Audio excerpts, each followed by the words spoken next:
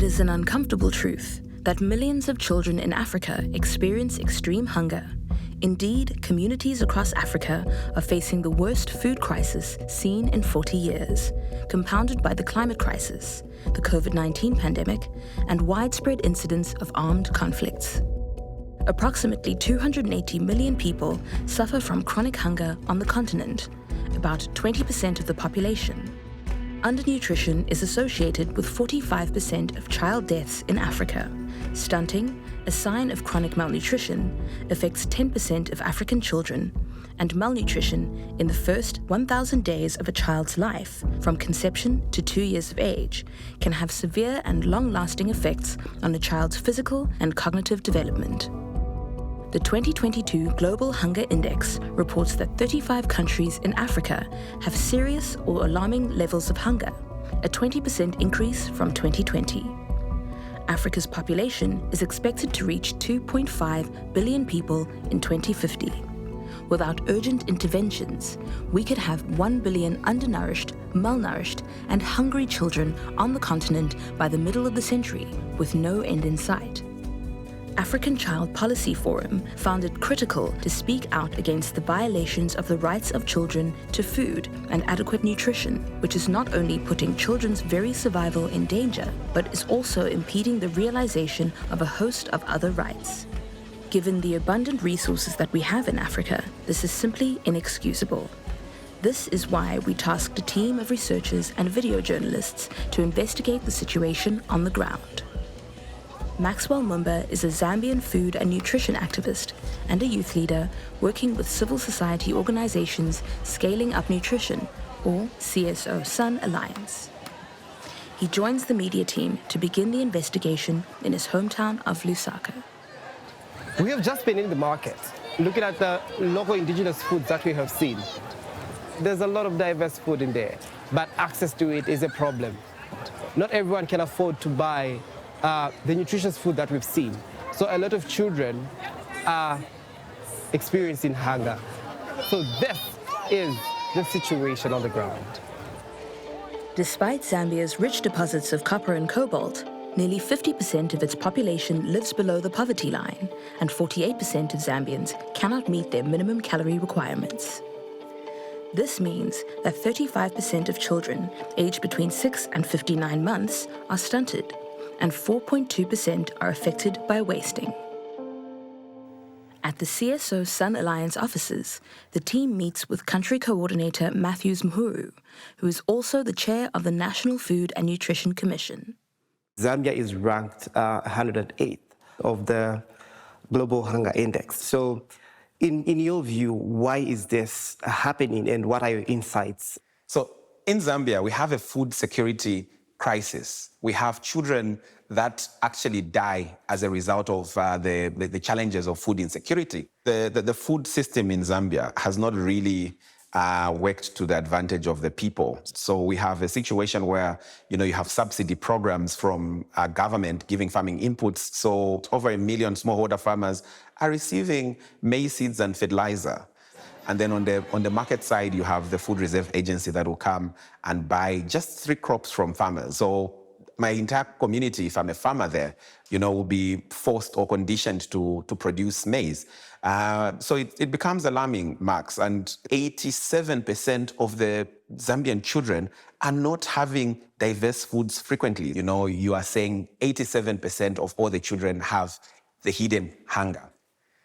Would you say the current budgets are enough allocation funds from the government to address these nutrition issues? So for us as civil society organizations, we've pushed government to say you cannot continue with the donor dependence that we've seen. No, in 2023 alone, Zambia is going to spend about 9.3 billion kwacha on the Farmer Input Support Program. Imagine what that money could do to produce food that, the country really needs, foods that meet dietary needs of the people. Small-scale farmers, who represent approximately 90% of Zambia's food producers, undertake most of the country's agricultural activity. The team heads into the field to speak with some of them. Max, so where we're going? Yep. Right now, we are talking about a system where government has only distributed about 50% of the farming inputs. They experience crop failure. It's a cost on government because now relief food has to be, taken to most of these places. And most of the schools in the area where we're going don't have a school feeding program. So these kids can't go to school because we don't expect them to go and spend 4 to 6 hours at school when, they're food insecure at home and they have not had a meal. So mwezi kamba timidisa mene iza kupelekani madezi yangati? Maybe for 10 days. 10 days? Yeah, nishkuliva hapo ninjala manje. Ninjala. Chamine mwana wati chachedwa kuti mushange ino time ya mainza yafika ni chiani. Chene chalenga ngakambi watu 1 ni 10. Mbuto tulibe. Ero tu na mafetrize tukalibo peza hapa. Ingati kunalibe fisi pia mene. Mgankhala okwanisira ku vegeta vonse. Siningakwanisi. Okay. Siningakwanisi mwandine. Nilina bana 3.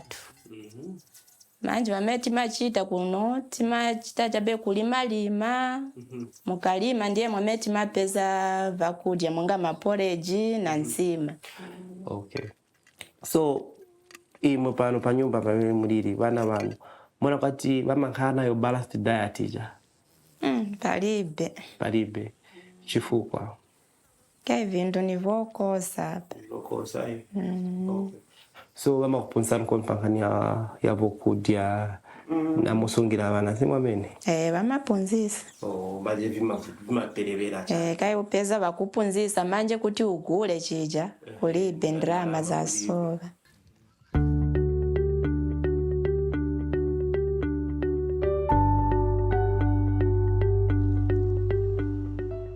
As a country, nutrition is not top priority, as reflected maybe from the national budget. Children are dying because of lack of prioritizing of nutrition programming. In a nutshell, what is required to make a real impact? So I think the most important one is mindset change.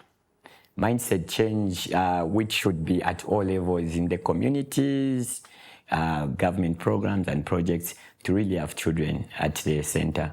The cost of not doing anything has got a lot of implication. If you don't respond now, it means that the cost in the future of treatment and everything will be actually maybe 4 times, 5 times as high. To expand further on the investigation, the team prepares to depart for the next country, Liberia. My expectations for Liberia, it is to see how the access to food is, how affordable the food is, and how the hunger situation is. Mostly importantly, how children are prioritized in terms of child hunger. Liberia poses a different set of complications. The country has suffered from food insecurity for decades due to violent conflicts and civil war, extreme poverty, pandemics including Ebola and COVID-19, and increased climate stresses. In 2017, 32% of the population of 4.2 million was suffering from moderate to severe chronic food insecurity. Liberia currently ranks 113 on the Global Hunger Index. For children under 5, 30% are stunted and 3.4% are affected by wasting. We're heading to Defense for Children in Monrovia here in Liberia, and I'm excited to meet the team, which is our hostilers. Liberia is engulfed with the crisis of food insecurity. We import food, more food that we're supposed to grow in Liberia, despite Liberia is green, despite we have the vegetation to produce more food, the population is in our favor. What is the effect of this hunger situation? You find out that the vulnerable children become the more affected ones. In my project community, you find out that more children, some of them live on water. If you are very poor, you cannot buy fish, you cannot buy most of the condiments when it comes to feeding of children. We are depending on the extractive industries. And the extractive industry is not much sustainable. What is more sustainable is the agriculture sector. About 75 to 80% of what we eat are imported.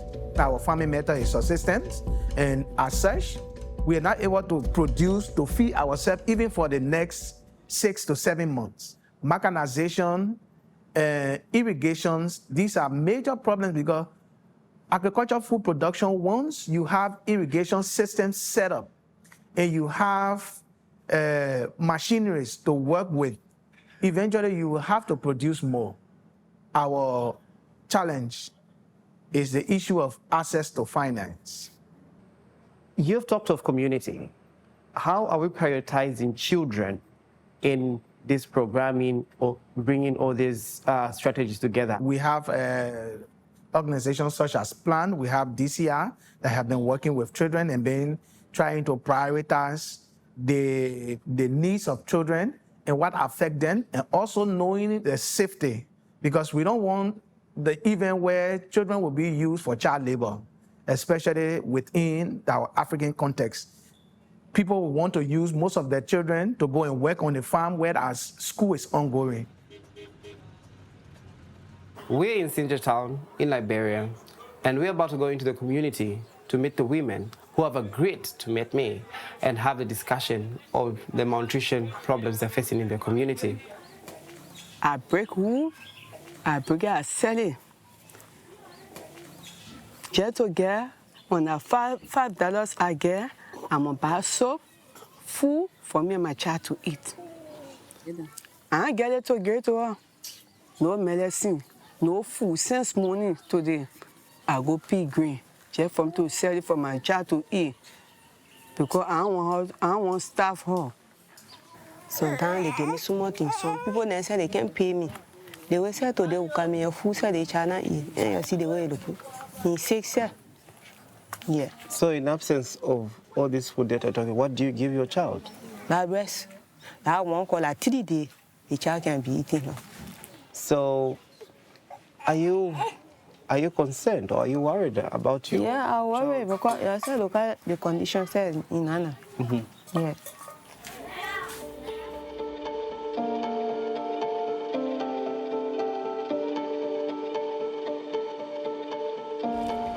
When you look at our mothers in the rural area, most of them, cannot afford feeding their babies, the right way. Because malnutrition starts from the utero. Yeah. So the mother need to prepare the child well before it can comes up, before the child comes and the child, have low weight, it's a problem. We know the children are the future leaders for tomorrow, so we don't want to see them die. Because the more a child has malnutrition, they stand a chance of dying. Also have a lot of teenage pregnancy in this area, child marriage, and these children don't have their own right. The moment they give you all into marriage, you have to get pregnant. After a few days in Liberia, poverty has been #1 contributing factor in relation to child hunger. I have seen it for myself. As we're driving to these communities in Liberia, there's so much vegetation, but people in these communities, women, have called upon to be given the skills to do their own farming because this will improve the food security situation at household level. A country that has endured some similar challenges to those of Liberia, but with different climatic factors, is Mali. Mali has been experiencing instability and conflict since 2012, and nearly 70% of the population now lives in multi-dimensional poverty. It ranks 93 on the Global Hunger Index. 22% of children under 5 are stunted, with a child mortality rate of over 9%. 2/3 of the country is desert or semi-desert land, with long periods of drought. The resultant poverty has caused a humanitarian crisis, with 250,000 internally displaced people in 2021 alone. Hundreds of these families have migrated to the Faladir IDP camp on the outskirts of Bamako. Mali, vraiment aujourd'hui, Mali c'est la fin. Mais je connais pour moi aussi 413 familles. Et là, il y a beaucoup d'enfants. On ne parle pas de l'école. Les enfants la tombe des malades. On a faim ici. Si tu as trouvé le mange et un seul de la journée. Le Mali fait partie en fait des pays qui ont le taux de malnutrition surtout aigu les plus élevé. Et donc, et la malnutrition n'est pas que de ne pas juste manger, c'est aussi souvent de trop manger ou de juste pas manger sainement. Que le pays vit depuis 2012, c'est un pays qui est en crise et un pays qui est mis à mal par le terrorisme, par les calamités naturelles, par la corruption et aussi par tout ce qui est la pauvreté et la misère. Cela peut expliquer la faim dans le pays. Il y avait beaucoup de difficultés, comme manque de nourriture, manque de logement. On voulait juste que vous nous aidiez pour qu'on puisse prendre le soin des petits-enfants. C'est pas facile pour eux. Manque de nourriture. Vraiment, on a besoin. Ici, là, chaque année, 10, 12, 15 enfants vont mourir ici. Vraiment, ça c'est grave, quoi. Mohamedou Cissé, president of the Africa-wide Movement for Children, explains the impact of displacement on families. Aujourd'hui, nous assistons au déplacement massif des familles avec leurs enfants. Des familles qui restent tout derrière eux, qui ont abandonné culture, nourriture et bétail. Forcément, ces phénomènes conduisent à une famine aggravée, surtout impactant d'une façon négative les enfants et leur santé. Et quand il y a la faim, on ne peut pas produire. Quand on a faim, on ne peut pas aller à l'école. Quand on a faim, on n'est pas en bonne santé. Si tu as faim, tu ne comprends pas. Si tu as faim, tu ne vois pas. Donc si tu n'es pas trouvé des manches, tu n'as rien.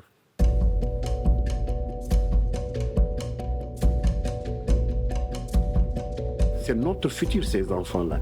Et si nous considérons que 30 à 40% de ces enfants-là sont dans une situation très difficile qui conduit quand même à l'analphabétisme après, c'est un problème. L'autre, c'est l'instabilité sécuritaire et politique que le Mali, notre pays, traverse. Et tout récemment, le pays a connu aussi un embargo de la communauté ouest africaine et l'embargo n'a pas facilité aussi la lutte contre la famine. Les marchés là, vraiment, je ne sais pas c'est quoi faire parce que l'année 2020, 1000, ça fait 300 ou bien 250. Mais aujourd'hui là, c'est 1000 seulement et 600 francs. Pour le coût de la vie, en fait, qui est très cher aujourd'hui au Mali, on le sait, ce n'est pas caché. Il faudrait déjà que nous commencions à produire suffisamment au niveau national et que nous consommions aussi nos productions et surtout aussi à l'État aussi de subventionner pour faciliter en fait cette consommation-là aussi aux populations. Depuis 1960, il y a eu beaucoup de coopération d'aide, beaucoup de coopération de soutien. Ce n'est pas un échec. Mais ce qui était planté a été détruit à cause de l'insécurité. On est là, on est fatigué, on a quitté un village, on est venu ici pour chercher des manges. Les gens ont fui leurs champs, ils ne peuvent plus cultiver.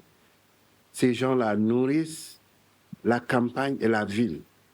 Parce que tout ce que nous mangeons en ville vient de la campagne. Et si ces paysans ne peuvent plus paisiblement partir dans leur champ pour cultiver, c'est un problème. Et ça aggrave la faim. Le pays est en train de traverser un moment très difficile de son histoire et nous lançons un appel vibrant aux autorités de ce pays, leur dire qu'aujourd'hui, les plus vulnérables, les victimes de la crise sont les enfants. C'est ça, la lutte contre la faim, un groupe d'action qu'il faut réaliser pour que nous puissions nous en sortir et que plus jamais le Malien ne parle de la faim et qu'on retrouve notre nom de grenier de l'Afrique. The final stop for the investigating team is Somaliland. Livestock is an essential commodity in Somaliland, accounting for over 60% of GDP and 85% of foreign earnings. Agriculture contributes 15% of the GDP and is currently the country's second most important economic activity. The brutal civil war in the 1990s killed tens of thousands and left the infrastructure in ruins. The Global Hunger Index marks the Federal Republic of Somalia as alarming, with over 500,000 children at risk of dying. We're in Hargeisa, the capital city of Somaliland. This region has been highly impacted with drought year in, year out. And we're meeting the Diversity Action Network team who will take us in the community to learn about these challenges of how it has impacted the malnutrition cases in Somaliland. Diversity Action Network is envisioning a Horn of Africa that is free from poverty, hunger, malnutrition, and exclusion. Somaliland is the country which is serious in terms of child hunger. Why this, and what is your insight This Horn of Africa, and especially in Somalia and Somaliland, the droughts are repeatedly coming back every year. And our livestock is the backbone of our economy. When drought is hit, nomads have to displace. Some children are left behind, which are putting their protection at risk. I want to learn about the challenges. What made you move to Hargeisa? abaari way nagu soo noqnoqdeen markay nagu soo noqnoqdeen xoolihii naga madheena qof kastaba meeshii ugu dhow buu tagaa marka anagu magaalada baan soo hayaamnay abaartan u sababtay in xoolina ka dhamaadaan waxaanu lahayn 15 neef ariyaanu lahayn 7 lo-aadna waan lahayn. The large part of the country is pastoralist. We don't have rivers, so people depend on rain. The climate change impact is terribly, drought used to be every 10 years, but nowadays it is every 2 years or something like that. The whole society is affected, and mostly the elder, the children, the woman. When it comes to children, do they have 3 meals a day? maalmaha qaar baa aroortii la cunaa wax kala bal cunin kabu sida horta wax nooga soo heeladay waxaan leen meliina macal waa la soo iibsadaa cadag lama soo qornay maalmaha roobku doo kala marmar baa la helin baa la iibinayo anan jirin baa subax quraac ma karsano bariiskaan baa la cunayaa in aan cashan uga dhigayaa habeenkii quraac ma karsano imka waan kariyo u yaala quraac ma cunin wali qadadina ma cunin ma ka kan u yaala.